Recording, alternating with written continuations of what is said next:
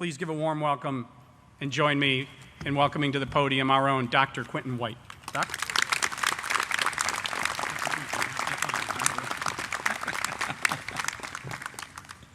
President Koss, thank you very much. Fran, our friend and mentor. Chairman of the board, Charles Tom, my second on the board, board members, my fellow faculty, and the graduates, soon to be JU alums. Thank you very much for the honor of speaking at commencement. Few faculty get this honor, and I'm humbled by it. Fran did it a few years ago, and anything you do after Fran is always tough. But I'm also very cognizant, and in fact, President Koss said, keep it brief, that I'm the person between you and your moment across the stage. So do want to make a few remarks. A couple of years ago when I was Dean of Arts and Sciences, I actually gave a talk at the commissioning ceremony. And I had worked on the talk and gotten it fairly short, I thought.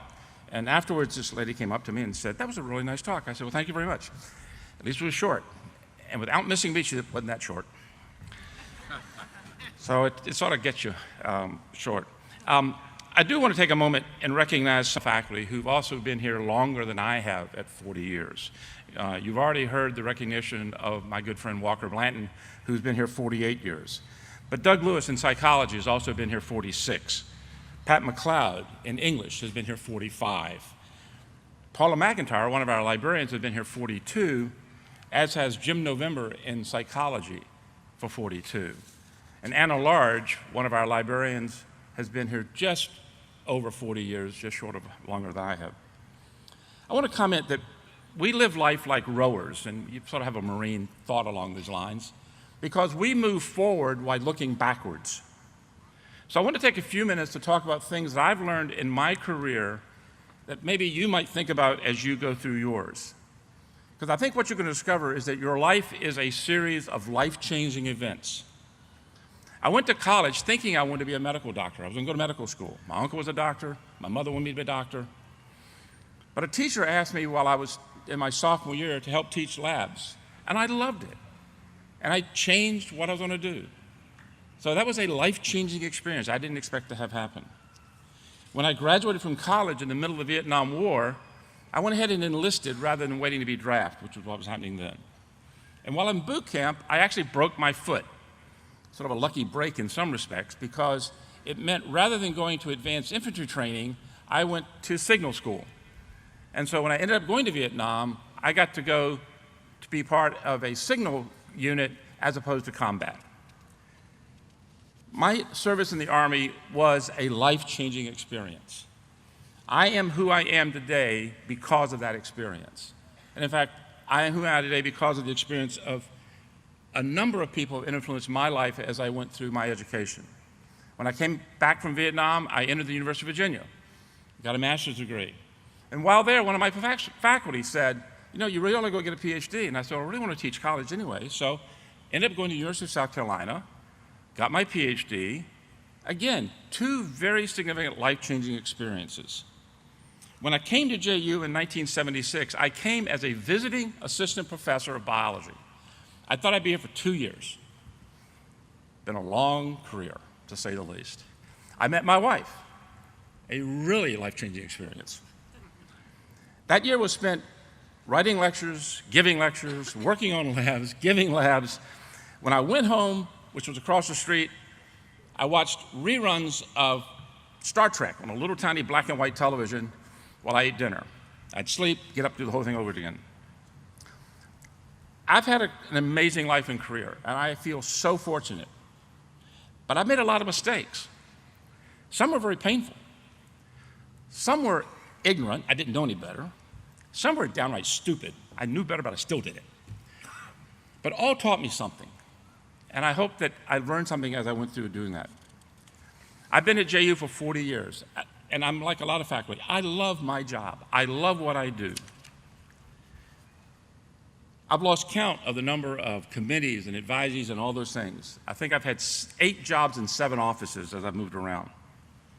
But I can tell you right now, I cannot take credit for any success I've had. I've been incredibly fortunate. But we stand on the shoulders of many people who go before us, the Fran Kennys, the Tim Koss of the world. Each and every step of my career has been aided by someone's help and influence. I've had a wife who's listened to me for 40 years. We've been married now for 33. By the way, having 3 children, a very life-changing experience. When I was in English class back in the dark ages in the 60s, I learned a meditation by a gentleman named John Donne, who lived in the 15 and 1600s. No man is an island. You may have heard part of this before. No man is an island entire of itself. Every man is a piece of the continent, a part of the main.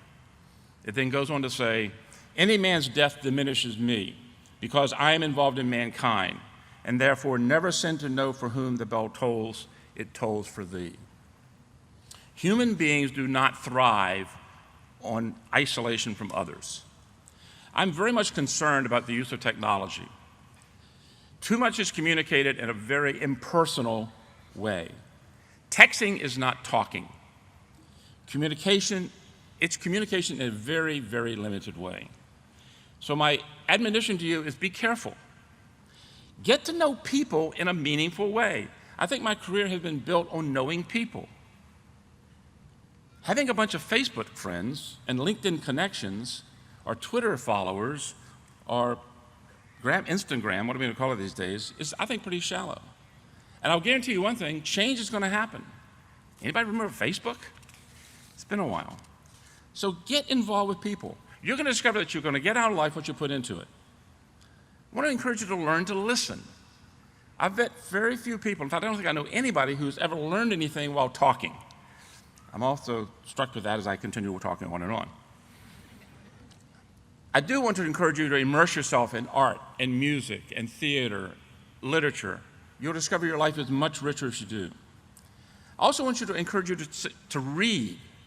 And I don't mean on your phone. I want you to read newspapers, magazines, books.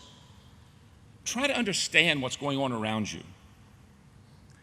Fake news is a huge problem. There's a great deal of fiction, untruths, and false information being circulated on the internet. Just because some people don't want things to be true doesn't mean they aren't. And it's your job to figure out what is what. Now, there's a story told about Albert Einstein by a reporter who came to interview him at sort of the end of his career. Now, he had been married 50 years, and I should comment, he was not a happily married man, according to all the things we know about him. But the reporter asked him, to what do you owe your long marriage? And he thought for a minute, and he said, when my wife and I got married, we made a decision that she would make all the little decisions, and I would make all the big decisions. The reporter nodded very knowingly, and then he paused and said, there have been no big decisions. Your life will not be decided by any big decision, but by countless little ones. Most will have unseen consequences. Little did I know when I came here in '76 that 40 years later I'd be giving a commencement address. Your future is going to be amazing. I cannot imagine, I've told my class this, when I think about the changes that have happened in 40 years during my career, it's mind-boggling. ATMs, computers, we went from laptops to now. You know there's more power in your cell phone than was used to put the man on the moon? It's pretty startling. You have all these things. You've heard the phrase before that the only constant is change, and it's so true. I hope at some point we do come to understand, and I've got to talk about the economy a little bit, the environment a little bit.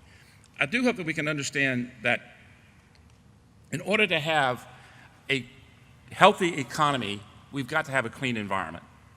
And that's going to rely on smart people like you, intelligent people like you who maintain your education, maintain your involvement in the world, so that when you make decisions, you make good decisions. As I close, I want to say one thing that reflects back on my first year at JU as I watched Star Trek. JU alums, live long and prosper. Thank you very much.